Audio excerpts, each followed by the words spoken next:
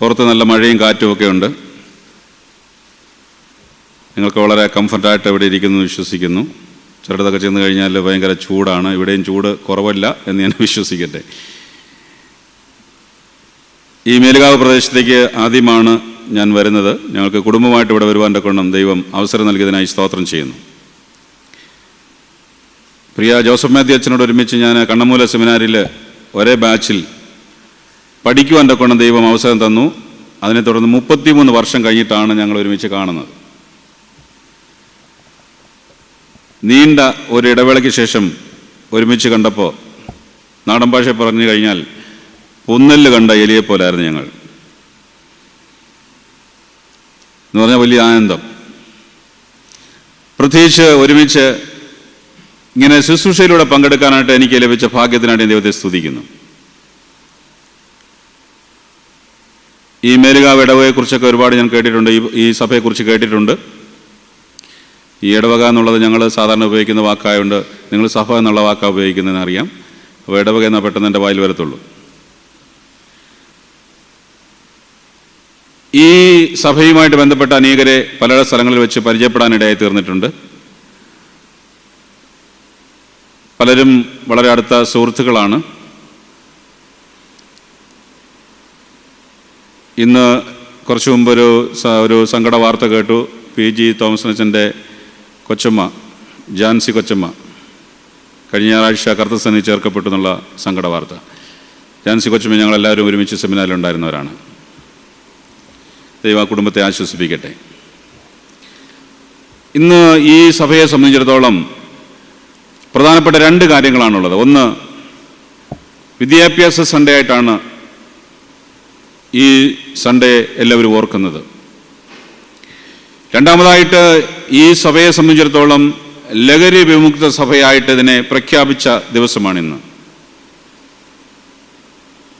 നമ്മുടെ എല്ലാ കുടുംബങ്ങളും ആത്മീയമായ ലഹരിയിൽ ദൈവത്തിന് മഹത്വം കൊടുക്കുന്ന കുടുംബങ്ങളായി തീരണമെന്നുള്ളതാണ് അതുകൊണ്ട് അർത്ഥമാക്കുന്നത്. ഇതിന് നേതൃത്വം കൊടുക്കുന്ന പ്രിയ ജോസഫ് മാത്യു അച്ഛനെയും പ്രിയ ജോർജ് അച്ഛനെയും ഓർത്ത് ദൈവത്തെ സ്തുതിക്കുന്നു. നിങ്ങളൊക്കെ ഇതിനകത്ത് സഹകാരികളാണെന്ന് എനിക്കറിയാം. നിങ്ങളൊക്കെ ഇതിനകത്ത് ആവേശം പൂണ്ടിരിക്കുന്നു ഞാൻ മനസ്സിലാക്കുന്നു.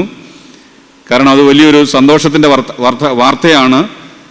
കാരണം ഈ സഭയിലുള്ള എല്ലാവരും ലഹരി ഉപയോഗിക്കാത്തവരായിരിക്കണമെന്നുള്ളത്. ഇതൊരു നീണ്ട പ്രോസസ്സാണ്. എളുപ്പം തീരുന്നൊരു കാര്യമല്ല. ഒരു ദിവസം കൊണ്ട് ചെയ്യാൻ പറ്റുന്നൊരു കാര്യമല്ല. അപ്പോൾ എത്ര നീണ്ട പ്രോസസ്സാണെങ്കിലും അത് സാധ്യമാക്കി തരട്ടെ എന്ന് പ്രത്യേകമായിട്ട് പ്രാർത്ഥിക്കുന്നു. ഞാൻ എന്നെ ഒന്ന് പരിചയപ്പെടുത്താൻ നേരത്തെ പറഞ്ഞിട്ടുണ്ട്. അച്ഛൻ പറഞ്ഞുവെങ്കിൽ ഞാനൊന്ന് പരിചയപ്പെടുത്താം. ഞാൻ saint Thomas evangelical church of India എന്ന സഭയിലെ ഒരു പട്ടക്കാരനാണ്. ഞാനിപ്പോൾ കൊല്ലം ജില്ലയിൽ കടമ്പനാട്, അടൂരിനടുത്ത് കടമ്പനാട് എന്ന് പറയുന്ന സ്ഥലത്ത് സഭയുടെ യൂത്ത് ബോർഡിൻ്റെ കീഴിലുള്ള ശ്രദ്ധ പാലിയേറ്റീവ് കെയർ ആൻഡ് കൗൺസിലിംഗ് സെൻ്ററിൻ്റെ ഡയറക്ടറായിട്ട് പ്രവർത്തിക്കുകയാണ്. ഞങ്ങളുടെ പ്രവർത്തനങ്ങളിൽ മുഖ്യമായിട്ടുള്ളത് വീടുകളിൽ രോഗികളായി കിടക്കുന്നവരെ പോയി കാണുക. പ്രായമുള്ളവർ, അപകടത്തിൽപ്പെട്ടവർ, സ്ട്രോക്കായി കിടക്കുന്നവർ, ഹാർട്ട് ഡിസീസാൽ കിടക്കുന്നവർ, കിഡ്നി പേഷ്യൻ്റായിട്ടുള്ളവർ, അങ്ങനെ ജീവിതത്തിൽ മടങ്ങി വരാൻ, ഇനി നോർമസിയിലേക്ക് മടങ്ങി വരാൻ കഴിയാത്ത വ്യക്തികളെ പോയി കണ്ട് അവർക്ക് വേണ്ട ശുശ്രൂഷകൾ ചെയ്യുകയാണ് ഞങ്ങൾ ചെയ്യുന്നത്. ഞങ്ങൾക്കൊരു സ്ഥാപനം, ഓഫീസായിട്ട് മാത്രമേ ഉള്ളൂ. 10 പേരെ കിടത്തി ചികിത്സിപ്പിക്കണമെന്ന് ആഗ്രഹമുണ്ട്. അതിനുള്ള കാര്യങ്ങൾ മുന്നോട്ട് നീങ്ങുകയാണ്, അതിനുള്ള നടപടികൾ. ഞങ്ങൾ രോഗികളെ കാണുമ്പോൾ അവർക്ക് എന്താണോ ഫിസിക്കലി അവർക്ക് അത്യാവശ്യമായിരിക്കുന്ന കാര്യം അത് പ്രൊവൈഡ് ചെയ്യുകയാണ് ഞങ്ങളുടെ മെയിനായിട്ടുള്ള ജോലി. ശ്വാസം മുട്ടലുള്ള രോഗികളാണെന്നുണ്ടെങ്കിൽ തല ഉയർത്തി വെച്ച് കിടക്കാൻ കഴിയുന്ന കട്ടിൽ പ്രൊവൈഡ് ചെയ്യുക. അതേപോലെ തന്നെ ഓക്സിജൻ മെഷീൻസ് കൊടുക്കുക. തീരെ കിടപ്പിലായി പോയ പേഷ്യൻസ് ആണെങ്കിൽ അവരുടെ പുറം പൊട്ടാതിരിക്കാൻ എയർബഡ് കൊടുക്കുക. അറിയാതെ മൂത്രം പോകുന്നവരാണെങ്കിൽ അവർക്ക് കത്തീറ്ററൊക്കെ ഇടുക, അത് സമയാസമയങ്ങളിൽ മാറുക. അറിയാതെ മോശം പോകുന്നവരാണെങ്കിൽ ഡയപ്പർ കൊടുക്കുക. അല്പമെങ്കിലും എഴുന്നേറ്റ് നടക്കാൻ കഴിയുന്നവരാണെങ്കിൽ വാക്കർ കൊടുത്തവരെ നടത്തി മുന്നോട്ട് കൊണ്ടുപോകാൻ, അതായത് സ്ട്രോക്കൊക്കെ വന്നവരെ നടത്താനായിട്ട് ശീലിപ്പിക്കുക. പിന്നെ അല്പം ഇരിക്കാൻ കഴിവുള്ളവരാണെങ്കിൽ വീൽ ചെയർ നൽകി അവരെ ശുദ്ധമായ വായുവിലേക്കൊക്കെ ഒന്ന് കൊണ്ടുപോകുക. ആഹാരത്തിന് നിവൃത്തിയില്ലാത്ത ഭവനങ്ങളിൽ എല്ലാ മാസവും 1-ാം തീയതി ഒരു മാസത്തേക്കുള്ള ഭക്ഷണ പദാർത്ഥങ്ങൾ എത്തിക്കുക. മരുന്നിന് നിവൃത്തിയില്ലാത്തവരുണ്ടെങ്കിൽ അടുത്ത 1-2 മെഡിക്കൽ സ്റ്റോറുകൾ ഇടപാട് ചെയ്തിട്ട് അവരുടെ മരുന്ന് അവിടെ നിന്ന് കൊടുക്കാനും മാസം തോറും അതിൻ്റെ പേയ്മെൻറ്റ് കൊടുക്കാനുള്ള കാര്യങ്ങൾ ശ്രദ്ധിക്കുക. ഇങ്ങനെ ഒത്തിരി കാര്യങ്ങളാണ് ഞങ്ങൾ ചെയ്തുകൊണ്ടിരിക്കുന്നത്. 2.5 വർഷമായുള്ളത് തുടങ്ങിയിട്ട്. ഈ 2.5 വർഷത്തിന് മുമ്പ് ഈ സ്ഥാപനം നടത്തുന്നതിന് വേണ്ടിയിട്ട് എന്നെ ചുമതലപ്പെടുത്തുമ്പോൾ സഭ എന്നോട് പറഞ്ഞു, അച്ഛനെ ചുമതലപ്പെടുത്തിയിരിക്കുന്നു എന്ന് പറയുന്ന ഒരു ലെറ്റർ മാത്രം ഞങ്ങൾ തരും, പൈസ സംബന്ധമായ ഒരു കാര്യങ്ങളും ഞങ്ങളോട് ഡിസ്കസ് ചെയ്യാൻ വരരുത്. ദൈവത്തിൻ്റെ കൃപയാൽ ഞാനത് ഏറ്റെടുത്തു. ഇന്ന് 2.5 വർഷത്തിനുള്ളിൽ 600-ലധികം പേഷ്യൻസിനെ കാണാനിടയായി തീർന്നു. 200-ഓളം പേര് ശാന്തതയോടുകൂടെ മരണതുറമുഖം കണ്ടു. ബാക്കിയുള്ളവർ ഇന്നുമുണ്ട്. പല രോഗികളും കിടക്കയിൽ പൊട്ടി ശരീരം വ്രണമായിട്ടുള്ളവരുണ്ട്. അവർക്കൊക്കെ ഡെയിലി ഡ്രസ്സിങ് ആവശ്യമുള്ളവരുണ്ട്, ഒന്നിടവിട്ടുള്ള ഡ്രസ്സിങ് ആവശ്യമുള്ളവരുണ്ട്. ഇങ്ങനെ എല്ലാ കാര്യങ്ങൾക്കും ഓടാൻ ഇപ്പോൾ 2 ടീം ദൈവം തന്നു, 2 വാഹനം ദൈവം തന്നു. ഇനി 3-മതൊരു ആംബുലൻസ് ഈസാഫ് ബാങ്കുകാർ സ്പോൺസർ ചെയ്യാമെന്ന് പറഞ്ഞിട്ടുണ്ട്. അതിനെ ബുക്ക് ചെയ്ത് കഴിഞ്ഞു. അങ്ങനെ പ്രവർത്തനങ്ങൾ ഭംഗിയായി മുന്നോട്ട് പോകുന്നു. ഇതിൻ്റെ പ്രവർത്തനങ്ങൾക്ക് എങ്ങു നിന്നും ഫോറിൻ എയ്ഡ് ഒന്നും തന്നെയില്ല. ആരെങ്കിലും ചോദിച്ചു കഴിഞ്ഞാൽ ഇന്നതാണ് കാര്യമെന്ന് പറയും. അങ്ങനെയുള്ളവർ സഹായിക്കും. അതല്ലാതെ ഫിക്സഡായിട്ടുള്ള ഇന്നടുത്തൊരു ഇൻകം ഉണ്ട് എന്നുള്ള കാര്യമില്ല. ഇപ്പോൾ 1.25 ലക്ഷം രൂപ ഒരു മാസം ഇതിനാവശ്യമുണ്ട്. ഒന്നിനും കുറവില്ലാതെ ദൈവം നടത്തിക്കൊണ്ടിരിക്കുന്നു. എല്ലാ ദിവസവും ഇതിനുവേണ്ടി പ്രാർത്ഥിക്കുന്നു. ദൈവം പ്രൊവൈഡ് ചെയ്യുന്നു. ജീവിതത്തിൽ വിവിധ ആവശ്യങ്ങളിൽ പ്രയാസങ്ങളിലിരിക്കുന്ന വ്യക്തികളുടെ കൗൺസിലിംഗ് അത് വളരെ അനുഗ്രഹമായി നടന്നുകൊണ്ടിരിക്കുന്നു.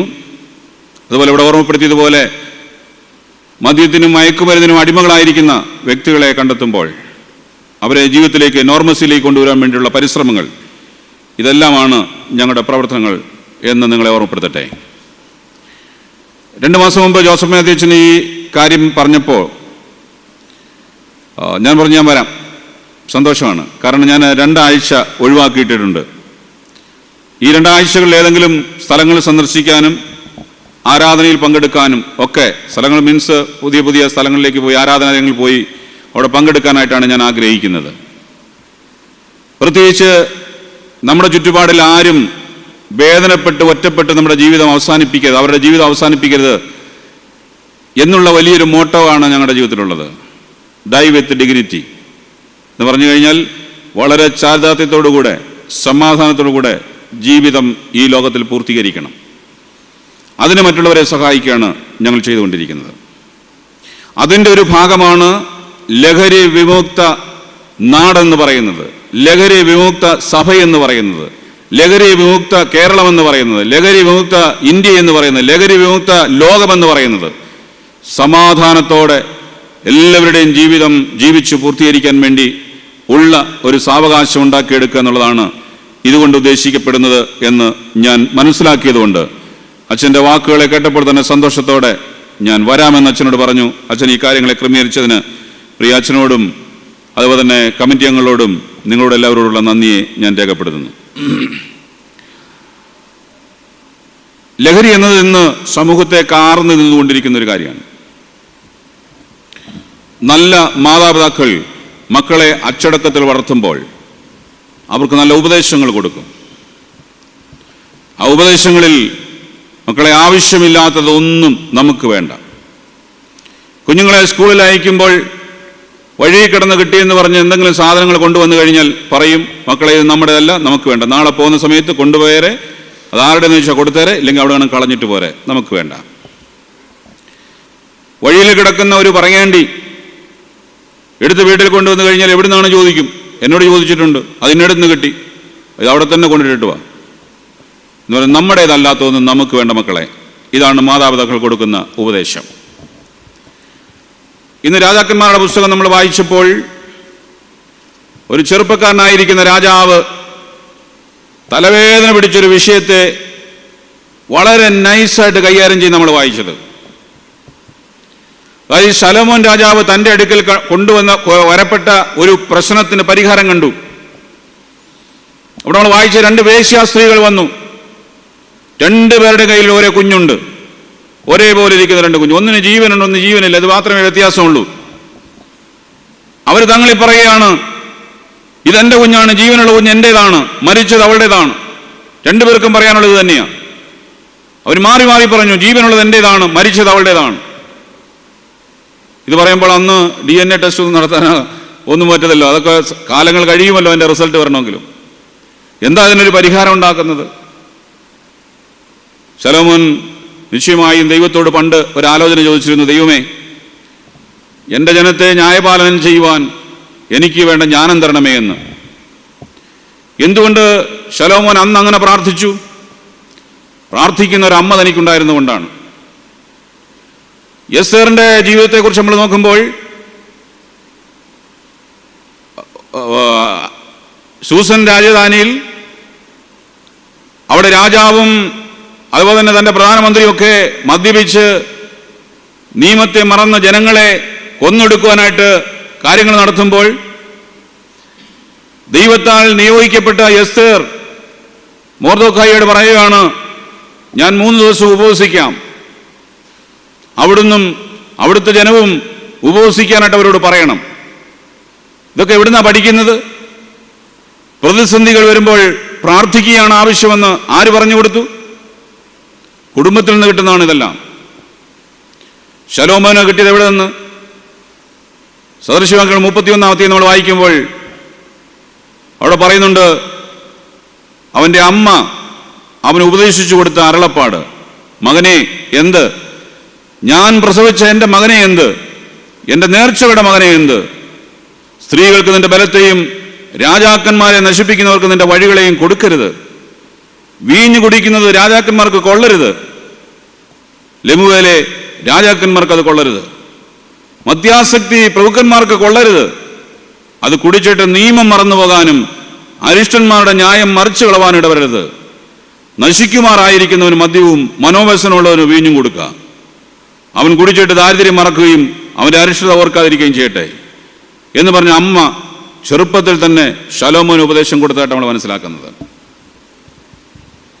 അവിടെ പറയുന്നത്, മോനെ, ജീവിതത്തിൽ ഏതെങ്കിലും നല്ല നിലയിൽ എത്തണമെങ്കിൽ ആ നല്ല നിലയിൽ നിനക്ക് എത്തിച്ചേർന്നിട്ട് നിന്റെ കാര്യങ്ങൾ കൃത്യതയോടെ നടത്തണമെങ്കിൽ ലഹരി എന്നതിലേക്ക് നീ നോക്കരുത് മോനെ. ഇതാണ് അമ്മ കൊടുത്ത ഉപദേശം. അന്നത്തെ കാലത്ത് മദ്യം എന്നുള്ളതാണ് ലഹരി. ഇന്നത്തെ കാലത്ത് ലഹരി എന്ന് പറയുന്ന മദ്യം മാത്രമല്ല, ധാരാളം കാര്യങ്ങളുണ്ട്. ലേറ്റസ്റ്റ് ആയിട്ട് വരുമ്പോൾ രാസലഹരികൾ, MDMA, അതുപോലെ തന്നെ മറ്റ് സ്റ്റാമ്പുകൾ, ലഹരി സ്റ്റാമ്പുകൾ, ഇതൊക്കെ നമുക്ക് ലഭ്യമാണ്. അപ്പോൾ അമ്മ അന്ന് ഉപദേശം കൊടുക്കുമ്പോൾ, മോനെ, ജീവിതത്തിൽ നിനക്ക് ഉന്നതങ്ങളിൽ എത്തണമെങ്കിൽ, നീ നിന്റെ കൃത്യങ്ങൾ നന്നായിട്ട് നിർവഹിക്കണമെങ്കിൽ, നിനക്ക് ദൈവാനുഗ്രഹം നിലനിൽക്കണമെങ്കിൽ, പേരും പ്രശസ്തി നിനക്കുണ്ടാകണമെങ്കിൽ, ദേശത്തിന്റെ നടുവിൽ നീ ഇറങ്ങി നടക്കുമ്പോൾ മറ്റുള്ളവർ നിന്നെ ആദരിക്കണമെങ്കിൽ, മോനെ, ലഹരി തുടരരുത്.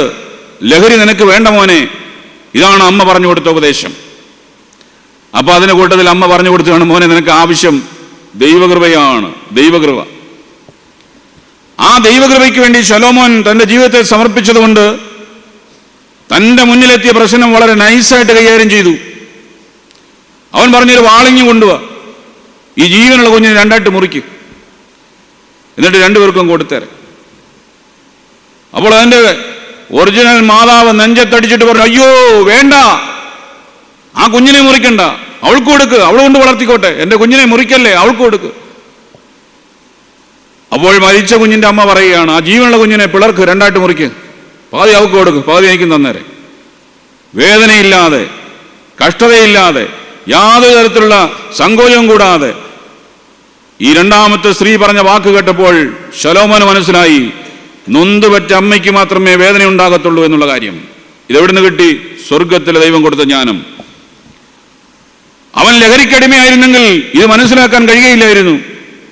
ലഹരിക്കടിമയായിരുന്നെങ്കിൽ ശരിയും തെറ്റും മനസ്സിലാക്കാൻ ശലോമോന് പെട്ടെന്ന് കഴിയുകയില്ലായിരുന്നു എന്നതിന് യാതൊരു സംശയവും വേണ്ട. അതുകൊണ്ട് ലഹരിക്ക് അടിമയാകരുത് മകനെ. ലഹരിക്ക് അടിമയായാൽ നിനക്ക് വേണ്ടതുപോലെ കാര്യങ്ങൾ ചെയ്യാൻ കഴിയുകയില്ല എന്നുള്ള ഈ അമ്മയുടെ ഉപദേശം നമ്മൾക്കെല്ലാവർക്കും വേണ്ടിയുള്ള ഉപദേശമാണ്. അതുകൊണ്ടാണ് ബൈബിളിൽ എഴുതിയിരിക്കുന്നത്. ബൈബിളിൽ എഴുതിയിരിക്കുന്ന ഉപദേശം നമുക്കെല്ലാവർക്കും വേണ്ടിയിട്ടുള്ളതാണ്. അതുകൊണ്ട് ലഹരി വിമുക്ത സഭ എന്നുള്ള ഈ സഭയിൽ ഉടലെടുത്ത ആശയം അത് ദൈവികമാണ്. അത് നടപ്പാതെ തന്നെ ചെയ്യും, അതിന് യാതൊരു സംശയവും വേണ്ട. വീണ്ടും നമുക്ക് മുന്നോട്ട് പോകാൻ ചില കാര്യങ്ങൾ ഞാൻ നിങ്ങളെ ഓർമ്മപ്പെടുത്തട്ടെ. എന്താണ് ലഹരി? എന്താണ് അഡിക്ഷൻ? ഇതൊക്കെ നിങ്ങളെല്ലാവരും കേട്ടിട്ടുള്ളതാണ്. അഡിക്ഷൻ എന്ന് പറയുന്നതിന് പല മീനിങ്ങുകളുണ്ട്. പതിവാക്കുക, ഒരു കാര്യം പതിവായി ചെയ്യുക, അതാണ് അഡിക്ഷൻ എന്ന് പറയുന്നത്. അല്ലെങ്കിൽ ചില ദുർശീലങ്ങൾ, അതാണ് ദുർശീലങ്ങൾ തുടരുക, അതാണ് അഡിക്ഷൻ എന്ന് പറയുന്നത്. ചിലതിൽ നമ്മൾ അടിമപ്പെടുക, അതാണ് അഡിക്ഷൻ എന്ന് പറയുന്നത്. അതുപോലെ അതിനെക്കുറിച്ച് കുറച്ചുകൂടെ വ്യക്തമായി പറഞ്ഞു കഴിഞ്ഞാൽ ഒരു വലയ്ക്കകത്ത് നമ്മളായി പോകുക, അതിന് പുറത്തുനിന്ന് വരാൻ പറ്റത്തില്ല. വലയ്ക്കകത്തായി പോകുക, അതാണ് അഡിക്ഷൻ എന്ന് പറയുന്നത്, ആസക്തി എന്ന് പറയുന്നത്. അതുപോലെ ശീലിച്ചു പോയതിൽ നിന്ന് പുറത്തു വരാൻ കഴിയാതെ കിടന്ന് കഷ്ടപ്പെടുന്ന, വിമിഷ്ടപ്പെടുന്ന അനുഭവം, അതാണ് അഡിക്ഷൻ എന്ന് പറയുന്നത്.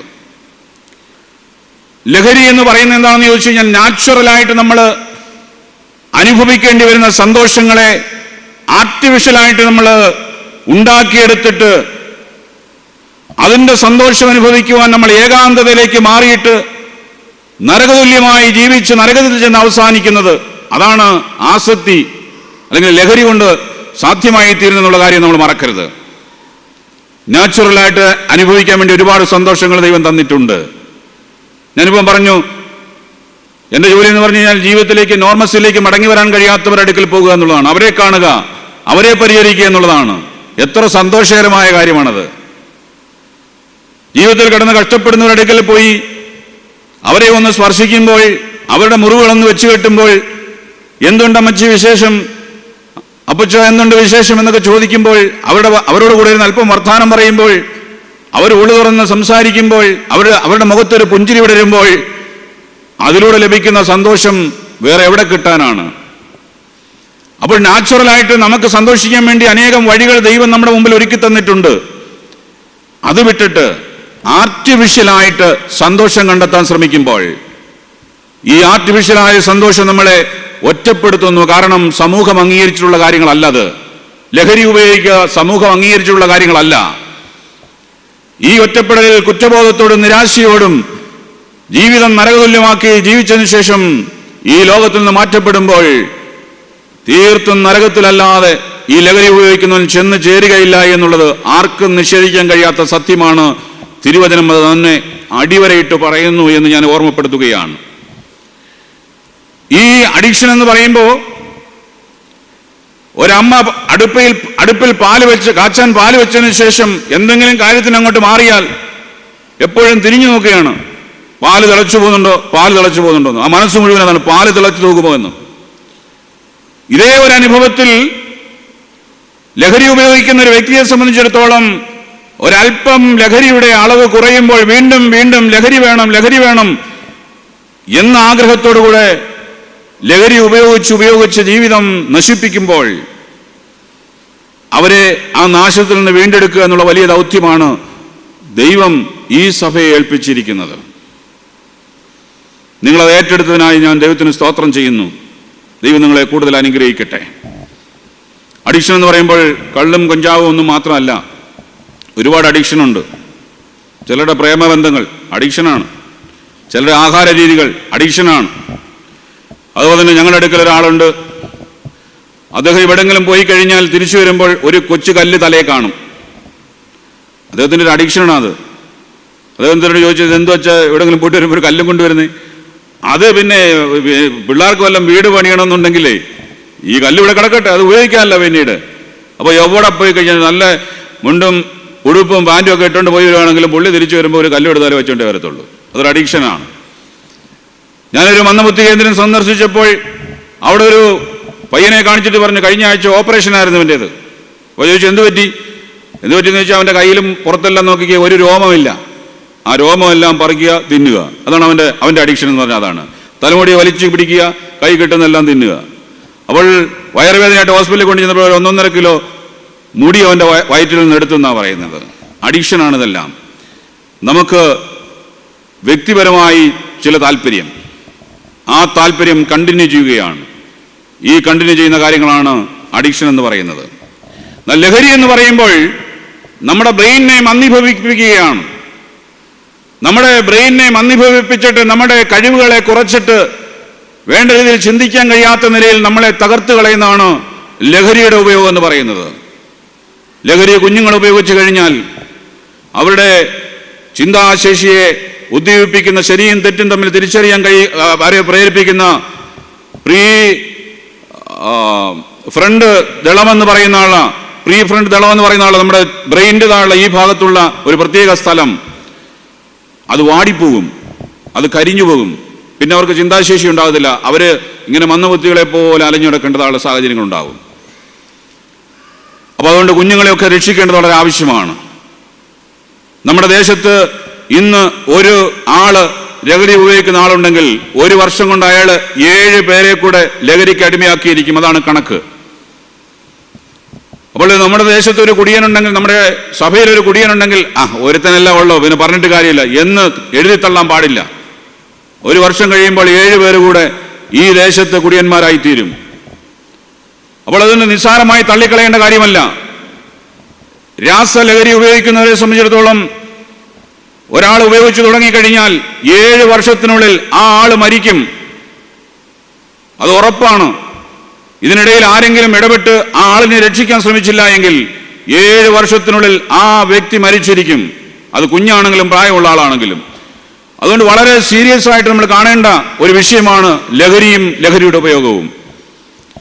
എന്നുകൂടെ ഓർമ്മപ്പെടുത്തട്ടെ, ഇന്ന് നമുക്ക് ഈ സഭയുടെ ഈ ചിന്ത ദൈവം തന്ന ചിന്തയായിട്ട് തന്നെ ഏറ്റെടുത്തുകൊണ്ട് മുന്നോട്ട് പോകാം. മദ്യവും മയക്കുമരുന്നും അതുപോലെ ചില മെഡിസിനും അശ്ലീല ചിത്രങ്ങളും ചൂതാട്ടവും സിഗരറ്റും അതുപോലെ മുറുക്കാനും മറ്റു ചില ഭക്ഷണങ്ങളും ഇതെല്ലാം അഡിക്ഷൻ്റെ ഉദാഹരണങ്ങളാണ്. ഞാൻ ഓർമ്മപ്പെടുത്തട്ടെ, തലമുറകളായിട്ടൊരു ചില അഡിക്ഷനും കൂടെയുണ്ട്. പണ്ടൊക്കെ ഞങ്ങളുടെ നാടുകളിലുള്ള ഒരു കാര്യമായിരുന്നു കല്യാണത്തിന് പോകുമ്പോൾ ദക്ഷിണ കൊടുക്കുക. ദക്ഷിണ കൊടുക്കുന്നത് ഒരു വെറ്റയ്ക്കകത്തൊരു പാക്ക് വെച്ചിട്ടാണ് കൊടുക്കുന്നത്. രക്ഷിക്കപ്പെട്ടവരും ഇത് തന്നെയാണ് ചെയ്യുന്നത്. പിന്നെ ഒടുവിൽ വന്നപ്പോൾ ഇപ്പോഴൊക്കെ വന്നിട്ട് നാരങ്ങ കൊടുത്തു തുടങ്ങി. ഇപ്പം നാരങ്ങയൊന്നുമില്ല. പെണ്ണിനെ ചെറുക്കനെ അനുഗ്രഹിക്കാനുള്ളവർ വന്നിട്ട് തലയെ കൈവച്ച് അനുഗ്രഹിക്കാൻ പറയും. ഇപ്പം അവിടം വരെ എത്തി. അതുപോലെ തന്നെ കല്യാണമുള്ള സമയത്ത് അല്ലെങ്കിൽ ഒരു മരണം നടക്കുന്ന സമയത്ത് പെട്ടെന്നിടാ കുറേ വെറ്റിൽ മേടിച്ചുകൊണ്ടുവാ, പൊയില മേടിച്ചുകൊണ്ടുവാ, പാക്ക് മേടിച്ചുകൊണ്ടുവാ, ചുണ്ണാമ്പ് മേടിച്ചുകൊണ്ടുവാ, എന്നിട്ട് അവിടെ പാത്രങ്ങൾ വെച്ചേക്കുക വരുന്നവർക്ക് എല്ലാവർക്കും തിന്നാൻ വേണ്ടിയിട്ട്. ക്രിസ്തീയ ഭവനങ്ങളും ഇത് തന്നെ ആവർത്തിക്കുന്നു. നിങ്ങളോ അന്ധകാരത്തിൽ നിന്ന് അത്ഭുത പ്രകാശത്തിലേക്ക് വിളിച്ചവൻ്റെ സൽഗുണങ്ങളെ ഘോഷിപ്പാൻ തിരഞ്ഞെടുക്കപ്പെട്ട രാജകീയ പുരോഹിത വർഗമാണ്, വിശുദ്ധ വംശമാണ്, സ്വന്തം ജനമാണെന്ന് വചനം നമ്മളോട് പറയുമ്പോൾ നമ്മൾ ജാതികൾ ചെയ്യുന്നത് പോലെ നമ്മുടെ വീട്ടിലും വെച്ചിരിക്കുകയാണ് ഇത്തരത്തിലുള്ള കാര്യങ്ങൾ. ഈ ദേശത്ത് അതുണ്ടോ എന്ന് എനിക്കറിയില്ല. ഈ സഭയിൽ ആരെങ്കിലും അത് പ്രാക്ടീസ് ചെയ്യുന്നുണ്ടോ എനിക്കറിയില്ല. ഉണ്ടെങ്കിൽ ദൈവത്തിൻ്റെ മക്കളെ ഞാൻ ഓർമ്മപ്പെടുത്തട്ടെ, നമ്മൾ വിളിച്ചു വേർതിരിക്കപ്പെട്ടവരാണ്, കർത്താവിൻ്റെ മക്കളാണ്. അതുകൊണ്ട് ജാതികളുടെ പരിശീലനം വേണ്ട. അതുകൊണ്ട് കർത്താവിൻ്റെ വചനം നമ്മളെ വളരെ വ്യക്തമായിട്ട് ഓർമ്മപ്പെടുന്നുണ്ട്. നിങ്ങൾ ജാതികളുടെ കാലം കഴിച്ചത് മതി, ഇനി നിങ്ങൾ രക്ഷിക്കപ്പെട്ടവരാണെന്നുള്ള ബോധ്യത്തിൽ ജീവിക്കണമെന്ന്. ഞാൻ സമയം എൻ്റെ മുന്നിൽ അധികമില്ലാത്തതുകൊണ്ട് ഞാൻ വളരെ വേഗം ചില കാര്യങ്ങൾ പറഞ്ഞു പോകട്ടെ. നമ്മൾ ഒന്നാമത് ഇതിൽ നിന്ന് രക്ഷപ്പെടണമെന്നുണ്ടെങ്കിൽ, ഈ തിന്മയിൽ നിന്ന് രക്ഷപ്പെടണമെങ്കിൽ നമ്മൾ മനസ്സിലാക്കേണ്ടത് നമ്മൾ ദൈവത്തിന് പ്രഥമ സ്ഥാനം നമ്മുടെ ജീവിതത്തിൽ കൊടുക്കണം. ദൈവത്തിന് പ്രഥമ സ്ഥാനം കൊടുക്കണം. ദൈവഭയം നമ്മുടെ ജീവിതത്തിൽ ഉണ്ടാകണം. അതുകൊണ്ടാണ് നമ്മുടെ ആരാധനയിൽ എപ്പോഴും പറയുന്നത്, ഇസ്രായേലേ കേൾക്ക, നിന്റെ ദൈവമായ യഹോവ ഏക ദൈവമാകുന്നു. ആവർത്തിച്ച് പറയുന്നൊരു കാര്യമാണ്. ഇന്നാരെങ്കിലും കേട്ടായിരുന്നോ ഈ ഒരു വാക്യം? ഇന്നാരെങ്കിലും കേട്ടോ? ഇല്ല, കേട്ടില്ലല്ലേ? കേട്ടോ ഇല്ലയോ? ഒയ്യോ, ആരും കേട്ടില്ലെന്ന് തോന്നുന്നു. ഇവിടെ അച്ഛൻ ചൊല്ലിയത് കേട്ടായിരുന്നോ?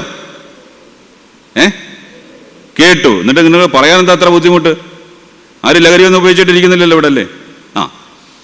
അപ്പം ഇസ്രായേലെ കേൾക്കാൻ, നിന്റെ ദൈവമായ യഹോവ ഏക ദൈവമാണ്, ഏക കർത്താവാണ്. അവനെ ആത്മാവിലും സത്യത്തിലും ആരാധിക്കണം. ഈ ഏക ദൈവത്തിന് പ്രാധാന്യം കൊടുക്കാതെ വരുമ്പോൾ നമ്മൾ മറ്റു ചിലതിന് പ്രാധാന്യം കൊടുക്കും. മറ്റു ചിലതിന് പ്രാധാന്യം കൊടുക്കുമ്പോൾ ദൈവത്തിന്റെ പ്രാധാന്യം കുറഞ്ഞു പോകും. അതുകൊണ്ട് നമ്മൾ ചെയ്യേണ്ടത് ഈ ലഹരിയിൽ നിന്ന് നമ്മുടെ ഈ സഭയെ രക്ഷിക്കാൻ നമ്മുടെ വീണ്ടെടുത്ത വാഴ്ത്തപ്പെട്ട കർത്താവിന് പ്രഥമ സ്ഥാനം കൊടുക്കണം. അതല്ലാതെ മറ്റ് യാതൊരു വഴിയും നമ്മുടെ മുമ്പിൽ ഇല്ല എന്ന് ഞാൻ നിങ്ങളെ ഓർമ്മപ്പെടുത്തട്ടെ. അതുകൊണ്ടാണ് കൽപ്പന തരുമ്പോൾ ഒന്നാമത് പറഞ്ഞത്, ഞാനല്ലാതെ അന്യ ദൈവങ്ങൾ നിനക്കുണ്ടാകരുത്. നമ്മൾ പകുതി നമ്മുടെ ദൈവത്തിന്റെ കാര്യവും പകുതി വേറെ ഓരോരുത്തരുടെ ദൈവത്തിന്റെ കാര്യം നമ്മൾ എടുക്കരുത്. ദൈവം നമ്മുടെ ദൈവം മാത്രമേ ഉള്ളൂ, നമ്മളെ വീണ്ടെടുത്തവൻ മാത്രമേ ഉള്ളൂ നാം ആരാധിക്കുവാൻ കടപ്പെട്ടവരായിട്ടുള്ളത്. മറ്റുള്ളവർ പറയുന്ന കാര്യങ്ങൾ കേൾക്കാൻ നമ്മൾ ബാധ്യസ്ഥരല്ല. ഇതൊന്നാമത് നമ്മൾ ഓർത്തു കൊള്ളണം. യോഹന്നാന്റെ സുവിശേഷം 8-ാം അധ്യായത്തിന്റെ 34-ാമത്തെ വാക്യത്തിൽ ഇങ്ങനെയാണ് കർത്താവ് പറഞ്ഞത്, ആമേൻ ആമേൻ ഞാൻ നിങ്ങളോട് പറയുന്നു, പാപം ചെയ്യുന്നവനെല്ലാം പാപത്തിന്റെ ദാസനാണ്. പാപത്തിന്റെ ദാസന്മാരായിട്ട് ഇരുന്ന നമ്മളെ വിളിച്ചത് വീണ്ടും പാപത്തിൽ തുടരാനല്ല, പാപവടികളെ വിടാൻ വേണ്ടിയിട്ടാണ്, ലഹരിയുടെ മാർഗം ഉപേക്ഷിക്കാൻ വേണ്ടിയിട്ടാണ്, ദൈവികമായ ലഹരി, പരിശുദ്ധാത്മാവിന്റെ ലഹരി ആസ്വദിക്കാൻ വേണ്ടിയിട്ടാണ്. അതുകൊണ്ടാണ് പറയുന്നത്, നിങ്ങൾ ആത്മാവിൽ നിറഞ്ഞവരായി സങ്കീർത്തനങ്ങളാലും സ്തുതികളാലും കീർത്തനങ്ങളാലും തമ്മിൽ പ്രബോധിപ്പിച്ചും കർത്താവിനെ പാടി മഹത്വപ്പെടുത്തിയും കൊണ്ട് നിങ്ങൾ ഇരിക്കണം. ഇതാണ് ദൈവം നമ്മളെക്കുറിച്ച് ആഗ്രഹിക്കുന്നതെന്ന് മറക്കരുത്. വിലക്കപ്പെട്ടത് പിന്നെ തൊടാൻ പോകരുത്. ഏതെനിൽ വിലക്കപ്പെട്ടതിനെ തൊടാൻ പോയി, നമ്മൾക്കറിയാം. അത് നമ്മൾക്ക് മനസ്സിലാക്കുന്നത് അതിന്റെ കോൺസിക്വൻസ് അവർ അനുഭവിച്ചു. ദാറ്റ് വാസ് ഡെത്ത്, മരണമായിരുന്നു അതിന്റെ കോൺസിക്വൻസ്. അതുകൊണ്ട് വിലക്കപ്പെട്ട ലഹരി എന്നുള്ളതിനെ ആരെങ്കിലും സ്പർശിച്ചാൽ അവർക്ക് മരണമല്ലാതെ മറ്റൊന്നും അവരുടെ മുമ്പിൽ ഇല്ല. എന്നാൽ അത് തിരിച്ചറിഞ്ഞ് എപ്പോൾ ഡൈവേർട്ട് ചെയ്യണമോ തിരിച്ചു വരണമെന്ന് ആഗ്രഹിക്കുന്നുവോ അവരെ തിരിച്ചെടുക്കുവാൻ, അവർക്ക് ശക്തി കൊടുക്കുവാൻ കർത്താവ് സദാ അവരെ സ്നേഹിക്കുന്നുണ്ടെന്നുള്ളതും ഒരു സദ്വർത്തമാനമായി നമ്മൾ ഓർത്തിരിക്കണമെന്ന് ഞാൻ ഓർമ്മപ്പെടുത്തട്ടെ. രണ്ടാമതായിട്ട് ദൈവത്തിനെ ഓർമ്മപ്പെടുത്തുന്ന ഒരു കാര്യം, നമ്മുടെ ഫ്രീഡം ദൈവം അംഗീകരിക്കുന്നുള്ളതാണ്. നമുക്ക് സ്വാതന്ത്ര്യമുണ്ട് എന്തും ചെയ്യുവാനായിട്ട്. അതിനാണ് പറയുന്നത് ഫ്രീ വില്ല് ദൈവം നമുക്ക് തന്നിട്ടുണ്ട്. നമ്മൾ റോമാലേഖനം 1 കൊരിന്ത്യർ 6-ാം അധ്യായം 12 മുതലുള്ള വാക്യങ്ങൾ വായിക്കുമ്പോൾ ഇങ്ങനെ കാണുന്നു, സകലത്തിനും എനിക്ക് കർത്തവ്യമുണ്ട്, പക്ഷേ സകലതും പ്രയോജനമുള്ളതല്ല. സകലത്തിനും എനിക്ക് കർത്തവ്യമുണ്ട്, ഐ ഹാവ് അതോറിറ്റി, പക്ഷെ എനിക്കെല്ലാം പ്രയോജനമുള്ളതല്ല. ഞാനിത് ചെയ്യും, ആരടാ ചോദിക്കാൻ? Yes, you have the authority, പക്ഷെ നിനക്കെല്ലാം പ്രയോജനമുള്ളതല്ല. അപ്പോൾ മദ്യപിക്കുന്ന ഒരാൾ ചോദിക്കും, നിന്റെ പണം കൊണ്ടാണോ ഞാൻ മദ്യപിക്കുന്നത്? ഞാൻ ലഹരി ഉപയോഗിക്കുന്നത് നിന്റെ പണം കൊണ്ടാണോ? നിന്റെ വീട്ടിലോട്ട് ഞാൻ വന്നായിരുന്നോ? ഇതൊക്കെ ചോദിക്കുകയാണ്. ഇത് ഉപയോഗിക്കില്ലെന്ന് പറയുമ്പോൾ അപ്പോൾ പറയുകയാണ്, യു ഹാവ് ദ അതോറിറ്റി, പക്ഷെ നിനക്കത് ഉള്ളതല്ല, നിനക്കത് ദോഷമാണ്. ഇത് നമ്മൾ തിരിച്ചറിയണമെന്നുള്ളതാണ് രണ്ടാമത്തെ കാര്യം നിങ്ങളെ ഞാൻ ഓർമ്മപ്പെടുന്നത്. 1 കൊരിന്ത്യർ 6-ാം അധ്യായത്തിന്റെ 12-ാമത്തെ വാക്യമാണ് ഞാൻ ഈ പറഞ്ഞത്. അതുകൊണ്ട് പറയുകയാണ്, ഭോജ്യങ്ങൾ വയറ് ഭോജ്യങ്ങൾക്കുമുള്ളതാണ്, പക്ഷേ ശരീരം ദുർനടപ്പിനുള്ളതല്ല. നിങ്ങൾക്ക് കഴിക്കുകയോ കുടിക്കുകയൊക്കെ ചെയ്യാം, പക്ഷേ നിങ്ങളുടെ ശരീരത്തെ നിങ്ങൾ ദുർനടപ്പിന് ഏൽപ്പിക്കരുത്. ഇത് വളരെ വ്യക്തമായിട്ട് നമ്മളെ ഓർമ്മപ്പെടുത്തുന്നു. 1 കൊരിന്ത്യർ 6:19 ദൈവത്തിന്റെ ദാനമായി നിങ്ങൾ ഇരിക്കുന്ന പരിശുദ്ധാത്മാവിന്റെ മന്ദിരമാകുന്ന നിങ്ങളുടെ ശരീരം നിങ്ങളെ വിലയ്ക്ക് വാങ്ങിയിരിക്കിയാൽ നിങ്ങൾ ഇനി താന്താങ്ങൾക്കുള്ളവരല്ല. കാരണം ദൈവം നമ്മളെ വിലയ്ക്ക് വാങ്ങിയിരിക്കുക, കർത്താവ് വിലയ്ക്ക് വാങ്ങിയിരിക്കുക. എന്താ വില കൊടുത്തത്? സ്വന്തം ജീവനാണ് വിലയായിട്ട് കൊടുത്തത്. അപ്പോൾ ആ തനിക്കുള്ളതെല്ലാം കൊടുത്ത് നമ്മളെ വിലയ്ക്ക് വാങ്ങിയിരിക്കുമ്പോൾ ഇനി നമുക്ക് ബോധിച്ച പോലെ ജീവിക്കാനായിട്ട് കഴിയില്ല. നമ്മളെ വീണ്ടെടുത്ത കർത്താവിന് വേണ്ടി മാത്രമേ ജീവിക്കാൻ കഴിയുള്ളൂ എന്ന് തിരുവചനം നമ്മളെ പഠിപ്പിക്കുന്നു. കർത്താവ് ഒരിക്കലും ഓർമ്മപ്പെടുത്തിയത് മത്തായി സുവിശേഷം 8-ാം അധ്യായത്തിന്റെ 36-ാമത്തിൽ, ഒരു മനുഷ്യൻ സർവ്വലോകം നേടിയാലും തന്റെ ആത്മാവിനെ നഷ്ടമാക്കിയാൽ അവന് ഒരു പ്രയോജനവുമില്ല. അവിടെ നമ്മുടെ ആത്മാവ് നഷ്ടമാകാതിരിക്കാൻ പ്രത്യേകിച്ച് നമ്മൾ ശ്രദ്ധിക്കണമെന്ന് ഓർമ്മപ്പെടുത്തുന്നു. 1 കൊരിന്ത്യർ 6:9 വാക്യങ്ങൾ വായിക്കുമ്പോൾ, അന്യായം ചെയ്യുന്നവൻ ആരും ദൈവരാജ്യം അവകാശമാക്കിയില്ല. എന്നിട്ട് കുറെ പട്ടികകൾ പറയുന്നു, അന്യായത്തിന്റെ പട്ടിക: ദുർനടപ്പ്, വിഗ്രഹാരാധന, വ്യഭിചാരം, സ്വയഭോഗം, പുരുഷകാമം, കള്ളത്തരം, അത്യാഗ്രഹം, മദ്യപാനം, വാവിഷ്ണാണം എന്ന് പറഞ്ഞാൽ മറ്റുള്ളവരെ ആക്ഷേപിക്കുക. എന്നിട്ട് പറയുകയാണ് പിടിച്ചുപറി. ഈ ചെയ്യുന്നവരാരും ദൈവരാജ്യം അവകാശമാക്കിയില്ല. അപ്പോൾ അതായത് ലഹരി ഉപയോഗിക്കുന്ന ഒരാൾ ചെയ്യുന്ന കാര്യങ്ങൾ ഈ പട്ടികയിൽ ധാരാളമുണ്ട്. അതുകൊണ്ട് പറയുന്നത്, ലഹരി ഉപയോഗിച്ച് ലഹരിക്ക് അടിമപ്പെട്ട ഈ കാര്യങ്ങൾ ചെയ്തു കഴിഞ്ഞാൽ ഒരിക്കലും ദൈവരാജ്യം അവകാശമാക്കില്ല. ഒരു കർശനമായ വാണിംഗ് ആണ്. എന്നാൽ അതിൻ്റെ അടിയിൽ എഴുതിയിട്ടുണ്ട്, നിങ്ങളും ചിലർ ഈ വകക്കാരായിരുന്നു, എന്നാൽ ക്രിസ്തുവിൻ്റെ നാമത്തിലും ദൈവത്തിൻ്റെ ആത്മാവിലും നിങ്ങളെ തന്നെ കഴുകി ശുദ്ധീകരിച്ച് ശുദ്ധീകരണവും നീതീകരണവും നിങ്ങൾ പ്രാപിച്ചിരിക്കുന്നു. അത് വലിയൊരു സന്തോഷമാണ്. അതായത് ഇത്തരത്തിൽ അറിവില്ലായ്മയിൽ ഇതിലെല്ലാം അകപ്പെട്ടു പോയെങ്കിലും ക്രിസ്തുവിൻ്റെ നാമനിമിത്തമായിട്ട്, രക്തനിമിത്തമായിട്ട് നമുക്കൊരു വീണ്ടെടുപ്പിനുള്ള ചാൻസ് ദൈവം തന്നിരിക്കുകയാണ്. ഇന്ന് ഈ ആലയത്തിലിരുന്ന് ഈ വചനം കേൾക്കുന്ന എല്ലാവരോടും ഞാൻ ഓർമ്മപ്പെടുത്തുകയാണ്. ഇതിലാരെങ്കിലും ഏതെങ്കിലും തരത്തിലുള്ള അഡിക്ഷനിൽ അകപ്പെട്ടിട്ടുണ്ടെങ്കിൽ കർത്താവ് ഇന്ന് നിങ്ങളോട് പറയുന്നു, കർത്താവിൻ്റെ നാമം വിളിച്ചപേക്ഷിച്ചാൽ നിങ്ങൾക്ക് രക്ഷ പ്രാപിക്കാൻ കഴിയും. കർത്താവിൻ്റെ തിരുരക്തത്താൽ കൈകൾ പ്രാപിക്കാൻ കഴിയും. കർത്താവിൻ്റെ ആത്മാവിനാൽ നിങ്ങൾക്ക് ശക്തിയോടെ ദൈവകൃപയിൽ മുന്നോട്ട് പോകാനായിട്ട് കഴിയും. അപ്രകാരം ഏറ്റെടുത്തു പോകാൻ ദൈവം നിങ്ങളെ ഇന്ന് ഈ സമയം സഹായിക്കട്ടെ എന്ന് പ്രാർത്ഥിക്കുന്നു. മൂന്നാമതായിട്ടൊരു കാര്യം, ദൈവത്തിന് നമ്മെക്കുറിച്ച് പദ്ധതികളുണ്ട്. ദൈവത്തിന് നമ്മെക്കുറിച്ച് പദ്ധതികളുണ്ട്. നമ്മൾ യെരമ്യാ പ്രവാചകന്റെ പുസ്തകം 29-ാമത്തെ അധ്യായം 11-ാമത്തെ വാക്യം വായിക്കുമ്പോൾ പറയുന്നു, നിങ്ങളെക്കുറിച്ചുള്ള എൻ്റെ നിരൂപണങ്ങൾ അവ ഇന്നതെന്ന് ഞാൻ അറിയുന്നു, പക്ഷെ നിങ്ങൾക്കത് മനസ്സിലാകത്തില്ല. അതാണ് ദൈവം പറഞ്ഞത്, നിങ്ങൾക്ക് മനസ്സിലാകത്തില്ല. എനിക്കറിയാം നിങ്ങളെക്കുറിച്ചുള്ള എൻ്റെ പദ്ധതികൾ. അതൊരിക്കലും നിങ്ങൾക്ക് തിന്മയ്ക്കല്ല, നന്മയ്ക്കായിട്ടത്രേ ആകുന്നു. പലപ്പോഴും പല വേദനകളും ഭാരങ്ങളും നമ്മുടെ ജീവിതത്തിൽ വരുമ്പോൾ നമ്മൾ ചോദിക്കും, ദൈവം എന്തിന് എന്നോട് ഇങ്ങനെ ചെയ്തു? ദൈവം എന്നോട് ഇങ്ങനെ എന്ത് ചെയ്തു? നമ്മുടെ വീട്ടിൽ മദ്യപിക്കുന്ന ഒരാളുണ്ടെങ്കിൽ, നമ്മുടെ കുഞ്ഞ് ഒരു അഡിക്ഷനിൽ അകപ്പെട്ടു പോയെങ്കിൽ, എൻ്റെ ദൈവമേ ഇത്രയും പ്രാർത്ഥിച്ചിട്ട് എന്നോട് എന്തിനിങ്ങനെ ചെയ്തു എന്ന് നമ്മൾ ചോദിക്കുമ്പോൾ ദൈവം പറയുകയാണ്, എൻ്റെ മോനെ, എൻ്റെ മോളെ, നിന്നോട് ഞാൻ ഇത് ചെയ്തെന്തിനാണെന്നറിയാമോ? ഇത് അനുഭവിക്കുന്ന കുടുംബങ്ങളിൽ മാതാപിതാക്കൾ അനുഭവിക്കുന്ന വേദന എന്താണെന്ന് നീ ഒന്ന് പ്രാർത്ഥിക്കുക. ഇങ്ങനെയുള്ള വ്യക്തികൾക്ക് വേണ്ടിയിട്ട് നീ ഒരു സ്റ്റെപ്പ് എടുക്ക്, ഇങ്ങനെയുള്ളവരെ രക്ഷപ്പെടുത്താൻ വേണ്ടിയിട്ട്. അതിനു വേണ്ടിയിട്ടാ നിനക്ക് ഞാൻ ഇത് തന്നിരിക്കുന്നത്. അപ്പോൾ ദൈവത്തിന്റെ പദ്ധതികൾ എന്താണെന്ന് നമുക്കറിയില്ല. ഈ സഭ അത് തിരിച്ചറിഞ്ഞതിനായി ദൈവത്തെ സ്തുതിക്കുന്നു. ദൈവത്തിന്റെ മക്കളെ, ജാതിഭേദം കൂടാതെ ഈ ദേശത്തിന്റെ നടുവിൽ ദൈവത്തിന്റെ പദ്ധതി നടപ്പാക്കുവാൻ ദൈവം നിങ്ങളെ ശക്തമായിട്ട് ഉപയോഗിക്കട്ടെ എന്ന് ഞാൻ പ്രാർത്ഥിക്കുകയാണ്. ദൈവജനം പറയുന്നു, മനുഷ്യർക്ക് നടപ്പല്ലാത്ത പരീക്ഷകൾ നിങ്ങൾക്ക് നേരിട്ടിട്ടില്ല, ദൈവം വിശ്വസ്തൻ. 1 കൊരിന്ത്യർ 10-13 വാക്യം അതാണ് പഠിപ്പിക്കുന്നത്. അപ്പോൾ മനുഷ്യർക്ക് നടപ്പല്ലാത്ത ഒന്നും നിങ്ങൾക്ക് നേരിട്ടിട്ടില്ല. നിങ്ങൾക്ക് നേരിടുന്നതുണ്ടെങ്കിൽ വിശ്വസ്തനായ ദൈവം നിങ്ങൾക്ക് തന്ന കാര്യങ്ങളാണിത്. എന്തിനാണ് ഇത് തന്നിരിക്കുന്നത്? നിങ്ങൾ ഉണർന്ന് പ്രവർത്തിക്കണം. കർത്താവിന് വേണ്ടി നിങ്ങൾ എഴുന്നേൽക്കണം. കർത്താവിന് വേണ്ടി നിങ്ങൾ നിൽക്കണം. അനേകരെ തീയിൽ നിന്ന് വലിച്ചെടുത്ത്, നാശത്തിൽ നിന്ന് വീണ്ടെടുത്ത് കർത്താവിന്റെ രാജ്യത്തിൽ അംഗങ്ങളാക്കി നിർത്തണം. അതിനു വേണ്ടിയിട്ടാണ് കർത്താവ് ഇത് തന്നിട്ടുള്ളത്. യോഹന്നാന്റെ സുവിശേഷം 14-ാമത്തെ 18-ാമത്തെ വാക്യത്തിൽ കർത്താവ് പിന്നെ ഓർമ്മപ്പെടുത്തുകയാണ്, ഞാൻ നിങ്ങളെ അനാഥരായി വിടുകയില്ല, ഞാൻ നിങ്ങളെ അനാഥരായി വിടുകയില്ല. ലഹരി ഉപയോഗിക്കുന്നതിന്റെ കാരണങ്ങളെ കുറിച്ച് അന്വേഷിക്കുമ്പോൾ പലരും പറയുന്നത്, എന്നെ സ്നേഹിക്കാൻ ആരുമില്ല, എന്നെ കരുതാൻ ആരുമില്ല, എന്നെ കേൾക്കാൻ ആരുമില്ല, എൻ്റെ വീട്ടിൽ ആരുമില്ല, എനിക്ക് എന്തെങ്കിലും ഇങ്ങനെ ഒന്ന് കിട്ടിയിരുന്നുണ്ടെങ്കിൽ ഞാൻ എവിടെ എത്തിയേനെ. ഒരുപാട് പരാതികളും പരിഭവങ്ങളുമാണ് പറയുന്നത്. എന്നിട്ടാണ് ലഹരിയിലേക്ക് കയറി പോകുന്നത്. എന്നാൽ കർത്താവ് പറയുന്നു, കുഞ്ഞെ, നിനക്ക് ആരുമില്ലെന്ന് നീ പറഞ്ഞ് ലഹരിക്ക് പുറകെ അല്ല പോകേണ്ടത്.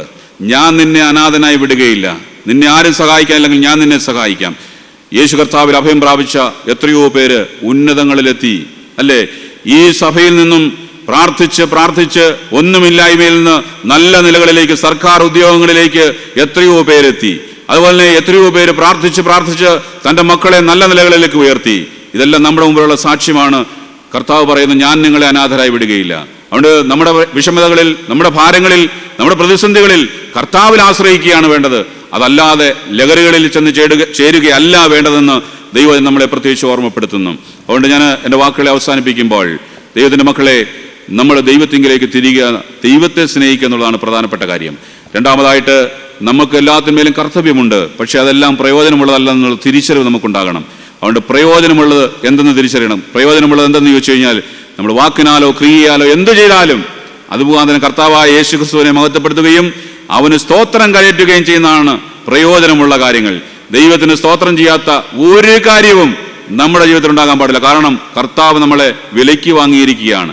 അതുകൊണ്ട് നമുക്ക് ഇനി തന്നെത്താൻ നമുക്ക് വേണ്ടി ജീവിക്കാനായിട്ട് കഴിയത്തില്ല. അപ്രകാരം മുന്നോട്ട് പോകാൻ ദൈവം നമ്മളെ സഹായിക്കട്ടെ. അതുമാത്രമല്ല, മൂന്നാമതായിട്ട്, ദൈവത്തിന് നമ്മളെക്കുറിച്ചുള്ള ഒരു പ്ലാൻ ഉണ്ട്. ഇവിടെ ഇരിക്കുന്ന കുഞ്ഞുങ്ങൾക്കും യൗവനക്കാർക്കും പ്രായമുള്ളവർക്കും എല്ലാം ഇപ്പോഴും ഓർത്തിരിക്കാൻ വേണ്ടത്, നിങ്ങളെക്കുറിച്ച് ദൈവത്തിനൊരു പ്ലാൻ ഉണ്ട്. പ്രായമുള്ളവർക്ക് എന്താണ് പ്ലാൻ? പ്രായമുള്ള ഇനി ഞങ്ങളെക്കുറിച്ച് എന്താണ് പ്ലാൻ? ഞങ്ങൾ റിട്ടയർ ആയില്ലേ, 10-60 വയസ്സായില്ലേ, 70 വയസ്സായില്ലേ, ഇനിയും തോന്നി ഞങ്ങൾ ചെയ്യാൻ ഇഷ്ടം പോലെ കാര്യങ്ങളില്ലേ? പ്രയാസങ്ങൾ അനുഭവിക്കുന്ന വീട്ടുകളിൽ നിന്ന് വെക്കൂടെ? അവരുടെ കൂടെ അല്പസമയം ഇരുന്നൂടെ? കൊച്ചമ്മയെ ഒരു വാക്ക് നമുക്ക് പ്രാർത്ഥിക്കാമെന്ന് പറഞ്ഞൂടെ? അല്ലെങ്കിൽ അച്ചായ നമുക്കൊന്ന് പ്രാർത്ഥിക്കാമെന്ന് പറഞ്ഞൂടെ? എന്തെല്ലാം കാര്യങ്ങളാണ് ഇനിയും ചെയ്യാൻ കിടക്കുന്നത്. കർത്താവായ യേശു ക്രിസ്തു ക്രൂശിൽ ആണിയടിക്കപ്പെട്ടവനായി കിടക്കുമ്പോൾ യേശു കർത്താവ് അവിടെ കടന്ന് ചെയ്തെന്താ? പ്രാർത്ഥിച്ചു, അല്ലേ? ഇനി ഇറങ്ങിച്ചെന്ന് ഒരാളെ തൊട്ടിട്ടൊന്ന് സൗഖ്യമാക്കാൻ കഴിയത്തില്ല. ഇനി ചെന്നിട്ട് ഒരാളോട് കരയണ്ടെന്ന് പറഞ്ഞ് തൊടാൻ കഴിയത്തില്ല. ഇനി എങ്ങോട്ടും നടന്നെല്ലാം കഴിയത്തില്ല. പക്ഷേ ആണിയടിക്കപ്പെട്ട് കിടക്കുമ്പോഴും ചെയ്യാൻ കഴിയുന്ന ഒന്നുണ്ടെന്ന് കർത്താവ് ക്രൂശിൽ നമ്മളൊക്കെ പഠിപ്പിച്ചു തന്നു. പ്രാർത്ഥനയാണത്. പ്രാർത്ഥന. അതുകൊണ്ട് നമ്മുടെ ഈ സഭ എടുക്കുന്ന തീരുമാനം പൂർത്തീകരിക്കപ്പെടണമെങ്കിൽ പ്രാർത്ഥനയാണ് പരമപ്രധാനമായിട്ടുള്ളത്. അത് പ്രാർത്ഥിക്കാൻ കുഞ്ഞുങ്ങൾക്കും കിടപ്പിലായവർക്കും വരെ കഴിയും. കാര്യം കൈകാലുകൾ ചലിക്കുന്നില്ലെങ്കിലും എഴുന്നേക്കാൻ നിവർത്തിയില്ലെങ്കിലും പ്രാർത്ഥിക്കാൻ കഴിയും. കർത്താവേ, ഞങ്ങളുടെ ഈ സഭ എടുത്തിരിക്കുന്ന തീരുമാനം ലഹരി വിമുക്ത സഭ അത് സാധ്യമാക്കി തരണമേ എന്ന് എല്ലാവരും ചേർന്ന് പ്രാർത്ഥിക്കണം. രണ്ടാമതായിട്ട് ഉപവസിക്കാൻ കഴിയുന്നവരുണ്ടെങ്കിൽ നിങ്ങൾ ഉപവസിക്കണം. പേരെഴുതി വെച്ച്, നിങ്ങൾ ആൾക്കാരുടെ പേരെഴുതി വെച്ച് പ്രാർത്ഥിച്ചിട്ട് ഉപവസിക്കണം. കർത്താവേ, ഈ വ്യക്തിക്ക് പൂർണ്ണമായ വിടുതൽ കർത്താവ് കൊടുക്കണമേ എന്ന്. നിശ്ചയമായും കർത്താവ് നമ്മുടെ പ്രാർത്ഥന കേൾക്കും. പ്രാർത്ഥനയാൽ കഴിയാത്ത കാര്യങ്ങളെ സാധിപ്പിക്കുന്നത് ഉപവാസത്തിലൂടെയാണ്. യേശു കർത്താവ് നമ്മോട് പറഞ്ഞു, പ്രാർത്ഥനയാലും ഉപവാസത്താലും അല്ലാതെ ഈ ജാതി ഒഴിഞ്ഞു പോകത്തില്ല. അപ്രകാരം പ്രാർത്ഥനയിലൂടെ കഴിയാത്തതിനെ ഉപവാസത്തിലൂടെ മാറ്റിയെടുക്കുവാൻ കൊണ്ട് നമുക്ക് ശ്രമിക്കാം. അതുകൊണ്ട് ഈ സഭ പ്രാർത്ഥനയ്ക്കായിട്ട് ചിലരുടെ പേരുകൾ പ്രഖ്യാപിക്കുമെന്ന് ഞാൻ വിശ്വസിക്കുന്നു. ആ പേരുകൾ എഴുതി വെച്ച് നിങ്ങൾ നിരന്തരം പ്രാർത്ഥിക്കുമെങ്കിൽ, അതിനുവേണ്ടി ഉപവസിക്കുമെങ്കിൽ അവരെല്ലാവരും രക്ഷിക്കപ്പെടുമെന്നതിന് യാതൊരു സംശയമില്ല. മൂന്നാമതായിട്ട് ഞാൻ ഓർമ്മപ്പെടുത്തട്ടെ, ദൈവവചന പാരായണം, ദൈവവചന ധ്യാനം. ദൈവവചനം വായിക്കുകയും ധ്യാനിക്കുകയും ചെയ്യണം. ഓരോ ദിവസങ്ങളിലും ദൈവവചനം വായിക്കുകയും ധ്യാനിക്കുകയും ചെയ്യുമ്പോൾ അതിലൂടെ ദൈവം നമ്മളോട് ഇടപെടും. നമുക്ക് ജീവിക്കാനുള്ള ശക്തി കർത്താവ് തരും. ഈ കഴിഞ്ഞ ദിവസം ഞാൻ ഒരാളോട് സംസാരിച്ചപ്പോൾ അദ്ദേഹത്തെ ആശ്വസിപ്പിക്കുന്നതിന്, ഒരു പ്രതിസന്ധിയിൽ അകപ്പെട്ട ഒരാളെ ആശ്വസിപ്പിക്കുന്നതിന് ഞാൻ വിളിച്ചതാണ്. അദ്ദേഹം പറഞ്ഞു, അച്ചോ, ഇപ്പോൾ ഞാൻ വായിക്കുന്ന ബൈബിളിന് ഭയങ്കരമായ അർത്ഥവ്യത്യാസങ്ങളാണ്. മുമ്പ് ഞാൻ വായിച്ച ബൈബിളല്ല ഞാനിപ്പോൾ വായിക്കുന്നത്. ഇപ്പോൾ ഞാൻ ഓരോ സങ്കീർത്തനങ്ങൾ വായിക്കുമ്പോൾ അതിൻ്റെ ആഴം എത്രയാണ്, എൻ്റെ ദൈവം എൻ്റെ കൂടെ ഇരിക്കുന്നതായിട്ട് ഞാൻ മനസ്സിലാക്കുകയാണ്. മുമ്പൊക്കെ ഞാനിങ്ങനെ ചുമ്മാതെ വായിച്ചു വിടുകയാണ്. ദൈവത്തിൻ്റെ മക്കളെ, ദൈവവചനം നമ്മുടെ നെഞ്ചോട് ചേർത്ത് പിടിച്ച് വായിക്കുവാൻ നമുക്ക് കഴിയുമ്പോൾ മാത്രമേ അതിൻ്റെ നന്മകളും അനുഗ്രഹങ്ങളും നമുക്ക് പ്രാപിച്ചെടുക്കാൻ കഴിയുള്ളൂ. ഈ സഭയെ ഞാൻ അഭിനന്ദിക്കുന്നു. ഇത് നേതൃത്വം കൊടുക്കുന്ന വൈദികരെ ഞാൻ അഭിനന്ദിക്കുന്നു. ഇതിൻ്റെ കമ്മിറ്റിക്കാരെ ഞാൻ അഭിനന്ദിക്കുന്നു. ദൈവത്തിൻ്റെ 1000 സ്തുതിസ്തോത്രങ്ങൾ അർപ്പിക്കുന്നു. ദൈവത്തിൻ്റെതായുള്ള ആലോചന ഏറ്റെടുത്തുകൊണ്ട് ഈ സഭ ലഹരി വിമുക്ത സഭയായി തീരുവാൻ തക്കവണ്ണം ആഗ്രഹിച്ച് തീരുമാനമെടുത്തിരിക്കുന്ന ഇന്നത്തെ ദിവസം, ഇതിൻ്റെ ആരംഭം കുറിച്ചിരിക്കുമ്പോൾ, ഇത് നിർബാധം മുന്നോട്ട് പോകട്ടെ. ഇതിൻ്റെ പ്രവർത്തനങ്ങൾ ഈ ദേശത്ത് അനേകരെ രക്ഷിക്കപ്പെടട്ടെ. മദ്യപാനത്തിൽ നിന്നും ലഹരി ഉപയോഗത്തിൽ നിന്ന് അനേകർ തിരിച്ചു വരട്ടെ. ഡി അഡിക്ഷനിൽ നിന്ന് അനേകർ തിരിച്ചു വരട്ടെ. ഇതൊരു ചലഞ്ചായിട്ട് നമുക്കെല്ലാവർക്കും ഏറ്റെടുക്കാം. ഇവിടെ ഇരിക്കുന്ന ആരെങ്കിലും ലഹരി ഉപയോഗിക്കുന്നവരുണ്ടെങ്കിൽ ഇന്ന് നിങ്ങൾ തീരുമാനിക്കണം, ഇനി മേളിൽ ഞാൻ ഉപയോഗിക്കില്ല എന്ന്.